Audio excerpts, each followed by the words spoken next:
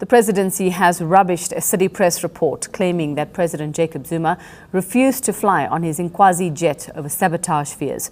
According to the report, a rented aircraft was obtained to take Zuma to Durban. A week earlier, Zuma was flown back from Qatar in a hired plane because of technical issues with the presidential jet. Well, Erika Gibson is the journalist behind the story, and she joins us on the line now. Erika, good morning and thanks for your time. Very quickly, give us an idea of the story that you wrote. Good morning, Erika. What I did, as I write about aviation matters, I heard about the standoff on Monday night, and on Wednesday I sent a joint inquiry to the Presidency, the Department of State Security, and to the SANDF to ask. I put the situation as I believe it happened on Monday night, together with all the allegations in the inquiry. And then I asked, surely this situation cannot carry on like it is at the moment. What is going to be done? Are there any real fears for the president's safety? And isn't it time for an independent investigation into all aspects of safety and the management at the squadron per se?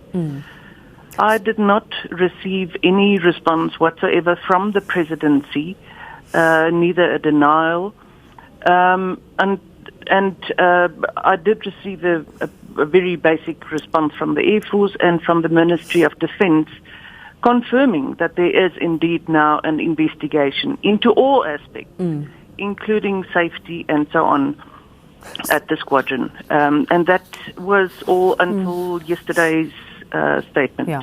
So your story, Erika, was not criticizing the president for not wanting to fly in the jet, because one would imagine that when there is fuel flowing from one of the wings, I mean, you would imagine that anybody, let alone a president, would want to fly on a plane like that. Your story was about, is there somebody who is trying to harm the president? Are those the questions you were asking? Well, the allegations, firstly, about alleged sabotage were not made by me in the first place. It was made by Air Force generals, and it was directed towards staff at the squadron itself. And that happened a week or so ago already. So that is also why in my story I put the sabotage in inverted commas, because it hasn't been proved that it was indeed sabotage. The fact of the matter is you just can't carry on with the situation as it is now, and that's my inquiry. What is being done to find a lasting solution to the problem before buying another plane? And if there is a problem at the squadron, then you're only going to compound the problem, because then you're going to have two aircraft of this kind to maintain. And if you can't even maintain the one, how are you going to do it with two planes? So is the question here, are sort of the questions being asked around whether the presidency is building a case for a new jet? Because we know that it's been very controversial for years now, him wanting or asking for a new jet, and being criticized for it. Is that the suspicion? Is that the bigger story here? Is that all of these little incidents might be going towards building a case to say, see, we told you the president actually does need a new jet because his life is in danger? I certainly can't say whether that is the case and what is... Is that the suspicion, though? There is such a suspicion, and it was certainly not only raised by me. It's been raised by a number of opposition parties and other people as well. I can't say that it was indeed the case. The fact of the matter is, as it is, the presidential jet, compared to others of its kind in the world, flies less than half of what the international average is. So it's not as if the aircraft is being overutilized. It should be utilized to its maximum, which it isn't at the moment, and that is the problem.